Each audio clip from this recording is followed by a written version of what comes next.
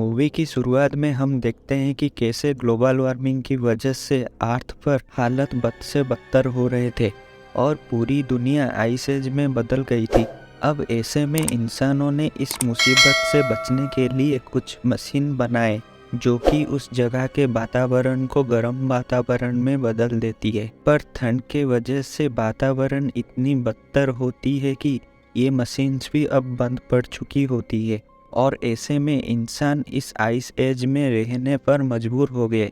पर बहुत सारे इंसान ज़्यादा दिन जिंदा ना रह सके और ठंड की वजह से मर गए और बचे हुए लोग जगह जगह बने अंडरग्राउंड बंकर्स में अपना ज़िंदगी गुजारने लगे। फिर हमें इन्हीं बंकर में से एक बंकर कॉलोनी 7 को दिखाया जाता है जहाँ का इंचार्ज ब्रिक्स होता है। पर वक्त के साथ साथ इस बंकर में भी जिंदगी बिताना मुश्किल होता जा रहा था क्योंकि वहाँ खाना और दवाई की कमी हो रही थी। इस वजह से बंकर में अगर किसी को जुकाम हो जाता है तो उसको 40 दिनों तक क्वारंटाइन में रखा जाता है। इन 40 दिनों में अगर वो ठीक हो जाए तो ठीक, वरना उसे 2 विकल्प दिए जाते हैं, या तो वह बंकर छोड़ के चला जाए या फिर ये लोग उसे गोली मार देते थे। अब हम नेसन को देखते हैं जो कि इन्हीं में से एक इन्फेक्टेड आदमी को गोली मार देता है जबकि वो आदमी यहाँ से चले जाना चाहता था और नेसन को उस आदमी पर जरा भी रहम नहीं आता क्योंकि नेसन का मानना था कि जितने कम लोग होंगे उतने खाना और दवाइयाँ बचेंगी और इनके जिंदा रहने की उम्मीद उतनी ज़्यादा होगी। यहाँ हम श्याम को भी देखते हैं जिसे नेसन का बर्ताव ठीक नहीं लगता और वो ब्रिक्स को इसके बारे में बताता है और ब्रिक्स नेसन को वार्निंग देता है कि वो इन्फेक्टेड लोगों को उनके पसंद के हिसाब से विकल्प चुनने को दे। अब श्याम अपनी गर्लफ्रेंड काय के पास जाता है जो कि एक लैब में काम कर रही होती है और इनका काम ये होता है कि ये लोग खाने के बीज को स्टोर करके रखें ताकि बाद में उन बीजों में से खाना उगा सके। अब एक दिन काय को कॉलोनी 5 से एक रेडियो सिग्नल मिलता है। वो लोग कॉलोनी 7 को कुछ मैसेज देना चाहते थे पर ये लोग उस मैसेज को समझ नहीं पाते। अब ब्रिक्स कहता है कि उनमें से कुछ लोगों को कॉलोनी 5 जाके देखना होगा, शायद वहाँ से इन्हें कुछ मदद मिल जाए। श्याम और ब्रिक्स वहाँ जाने के लिए तैयार होते हैं। तभी गेरिट नाम का एक लड़का भी उनके साथ जाने के लिए कहता है। फिर ब्रिक्स कहता है कि ठीक है, हम तीनों ही कॉलोनी 5 जाएंगे। अब ब्रिक्स नेसन की बजाय काय को वहाँ का इंचार्ज बनाता है क्योंकि उसे नेसन पर यकीन नहीं था। तभी हम एक कपल को देखते हैं जिन्हें जुकाम था पर वो ये बात किसी को नहीं बताते। तभी उनमें से एक आदमी खांस देता है जिससे सबको पता चल जाता है कि उन्हें जुकाम है और उन दोनों को क्वारंटाइन कर दिया जाता है। अब इसके बाद ब्रिक्स, श्याम और गेरिट कॉलोनी 5 की तरफ निकल पड़ते हैं। हम रास्ते में देखते हैं कि पूरी दुनिया बर्फ में ढक चुकी होती है और जिंदगी की एक उम्मीद भी नहीं होती, पर इनको किसी भी हाल में कॉलोनी 5 तक पहुंचना था, इसीलिए ये आगे बढ़ते रहते हैं।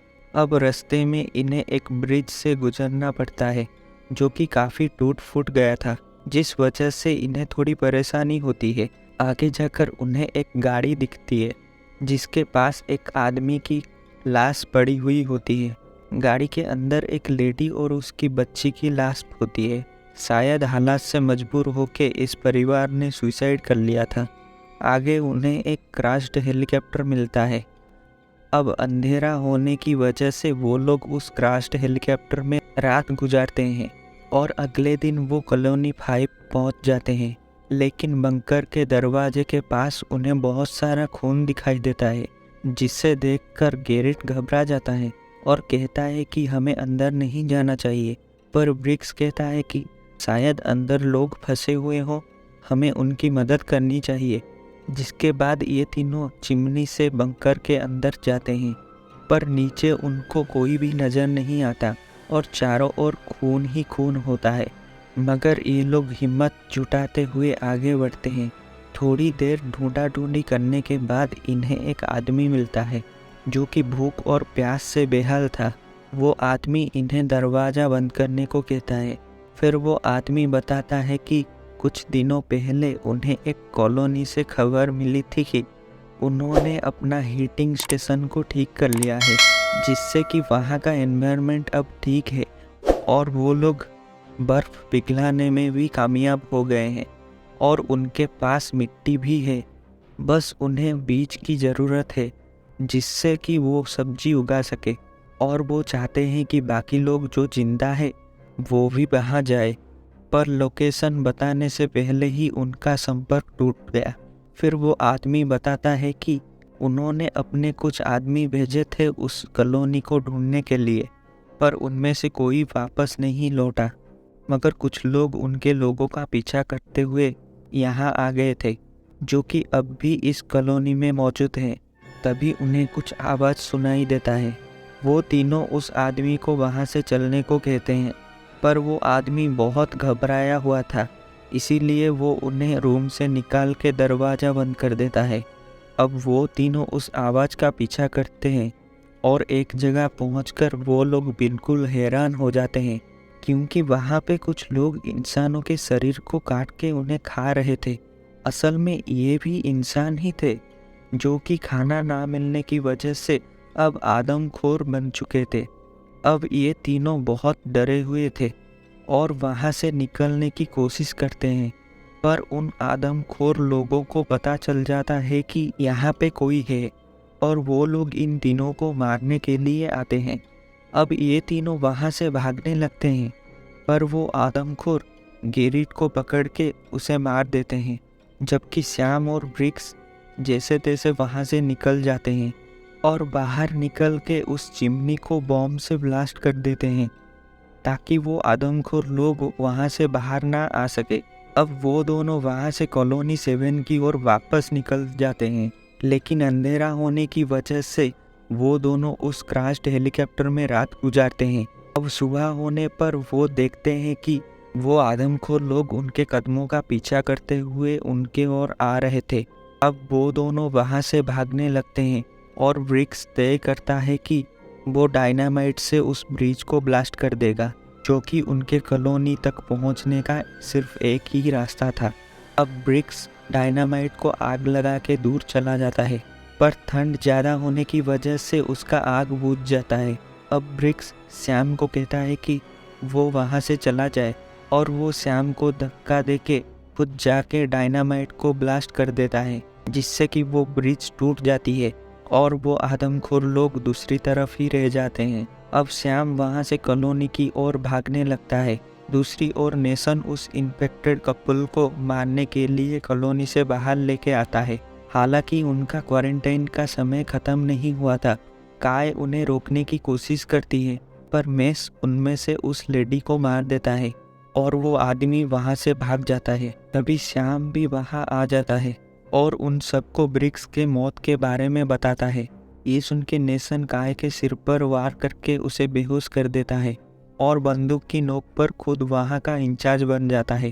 श्याम होश में आने के बाद नेसन को आदमखोर लोगों के बारे में बताता है, मगर नेसन को उसके बातों पर यकीन नहीं होता। वो कहता है कि लंबा सफ़र करने की वजह से तुम्हारा दिमाग खराब हो चुका है। अब नेसन के जाने के बाद श्याम काय को जाके आज़ाद करवाता है और उसे उस लोकेशन के बारे में बताता है जहाँ से कॉलोनी 5 वालों को सिग्नल मिला था, और उन्हें वो जगह भी मिल जाती है। जिसके बाद वो दोनों सारे बीज इकट्ठा करके वहाँ से भागने लगते हैं, मगर तब तक बहुत देर हो चुकी थी, क्योंकि आदमखोर लोगों ने कॉलोनी को घेर लिया था। अब नेसन सबको चौकन्ना रह के कॉलोनी की हिफाजत करने का आदेश देता है, मगर अब आदमखोर लोग अंदर घुस के सब पे हमला करना शुरू कर चुके थे। श्याम सबको वहाँ से भागने को कहता है, मगर वो आदमखोर बहुत से लोगों को मार देते हैं। श्याम और बचे हुए लोग वेंटिलेटर से बाहर जाने लगते हैं, पर नेसन उनके साथ नहीं जाता। तभी वो आदमखोर लोग वहाँ घुस आते हैं, पर नेसन वहाँ मौजूद एक गैस सिलेंडर पे गोली मार देता है, जिससे गैस सिलेंडर फट जाता है और सारे आदमखोर मारे जाते हैं, सिवाय उनके लीडर के। अब वो श्याम और बाकी सबका पीछा करता है। फिर श्याम और उस आदमखोर के बीच लड़ाई होती है और किसी तरह श्याम उसे मार देता है। अब वो सब कॉलोनी से बाहर आते हैं और उस गर्म जगह की ओर निकल पड़ते हैं। जहाँ की लोकेशन उन्हें कॉलोनी 5 से मिली थी। और इसी के साथ यहीं पे ये मूवी ख़त्म होती है।